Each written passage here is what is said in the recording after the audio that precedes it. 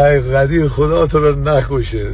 اخبار الان دیدم، کانال دیدم چند بود، مال مازندران بود، گروگانگیر آقای قدیر اسلامی. ای خدا تو رو لعنت نکنه قدیر که میدونین که رفت آلمان درس بخونه، بعد 3-4 سال اصلا ثبت نام هم نکرده بود و برگشت. یا یه خاطره دیگه شی که تو لایو گفتم. آقا بذارین من برای شما تعریف بکنم داستان خدمت قدیر رو. قدیر 20 بار میره خدمت قبل انقلاب، هر 20 بار رو فرار میکنه. این عموی ما اینو میگیره برمیگردونه.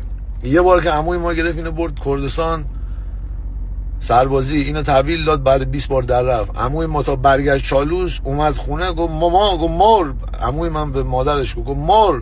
گفت هون کی آجه با خدا؟ گفت اون کی اون بغل خوابیده؟ گفت قدیر ده. گفت قدیر؟ گفت این خارکسته من بردم کردستان الان سربازی، یعنی که زودتر قبل عموی من فرار کرد اومد بغل بخاری خواب بود. فهمیدی؟ قدیر بروجک شما نمیدونین این چیه که.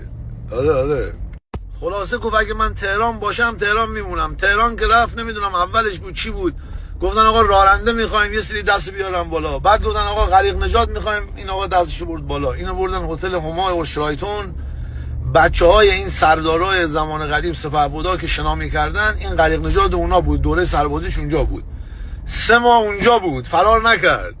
یه روز پدر یکی از این بچه‌ها میاد و سری صاحب سخرینا میان که غریق نجات یه مانور بده جلوی جناب سردار سپهبد که ببینه تو بچه‌شونو چیز می‌کنی. این گریه کرد، سود تو گردنش، گفت من شنا بلد نیستم. این شنا بلد نبود.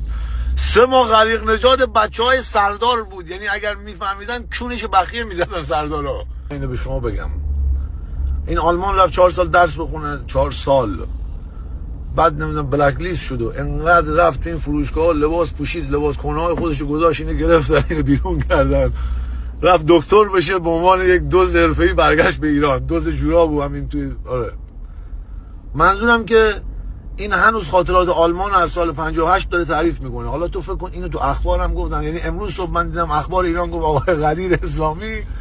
گفتم یعنی شما نمیدونین آقای حالا سرداری، سرگردی، سپهبدی چیه چای برای خودتون کندین. یعنی اگر این 6 ماه دیگه واسه ریاست جمهوری من ثبت نام نکرد، خب منم میام دیگه. مگه چی از اونجا پسرم اونجا آیسان هست و منم میام دیگه.